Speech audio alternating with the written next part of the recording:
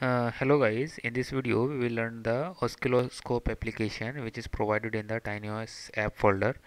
This oscilloscope application lets you to visualize the sensor reading on your PC or laptop or desktop on which the sensor node is connected.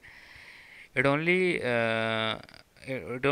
show the sensor reading which is on the connected hardware. It will not show the sensor reading on the hardware which is placed at the remote side. So whenever the remote node sends something on your the base station or a hardware node, that reading can be displayed on your PC.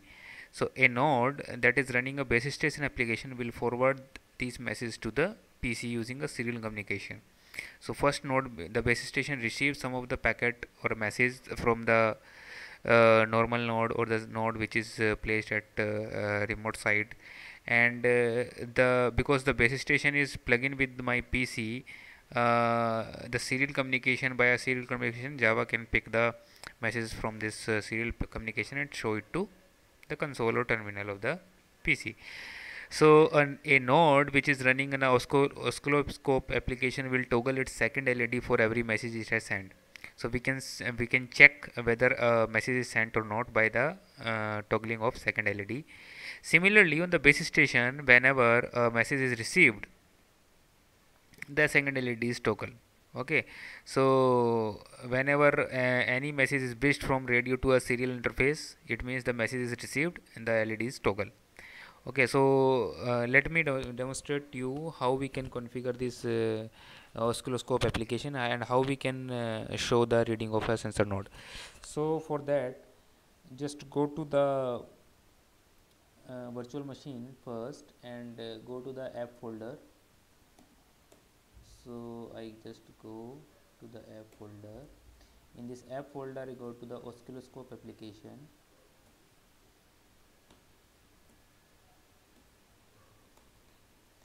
Now compile this application, make Talos P.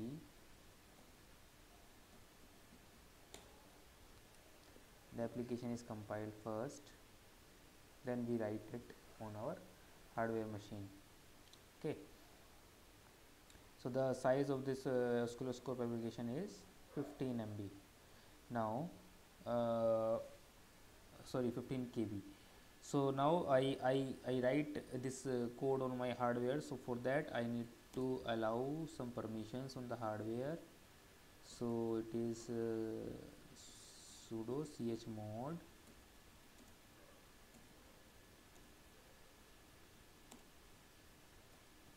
take the device name tty usb 0. Now so the permission is granted. Now I write this program on my hardware. So make Talos B reinstall BSL and I just write the device name db tty usb 0. Okay, so it will erase the previous program and it will write the oscilloscope application on the hardware. Okay, so now I plug out the current hardware from my laptop and plug in the another hardware device so that I can make the base station to another hardware device. So I move out from the oscilloscope application, check the base station folder. So it is in there. So go to the base station folder, check the files. Yes, it is there. So I just compile the base station first.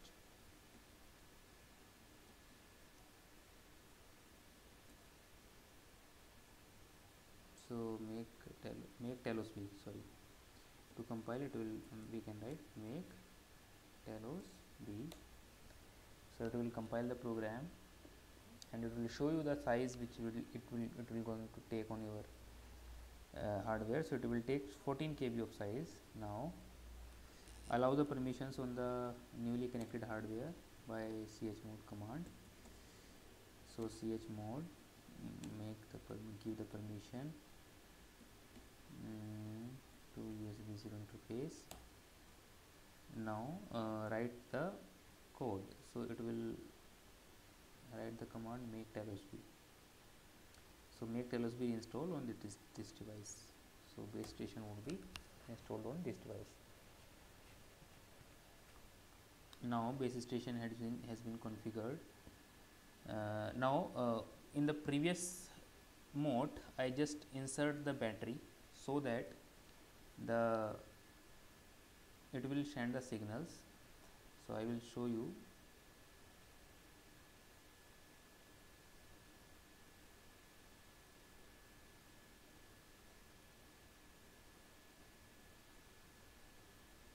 Okay, so in this hardware I just insert the battery. So in this hardware I install the oscilloscope application. So I just insert the battery on this hardware. When you insert the battery, the oscilloscope application is enabled.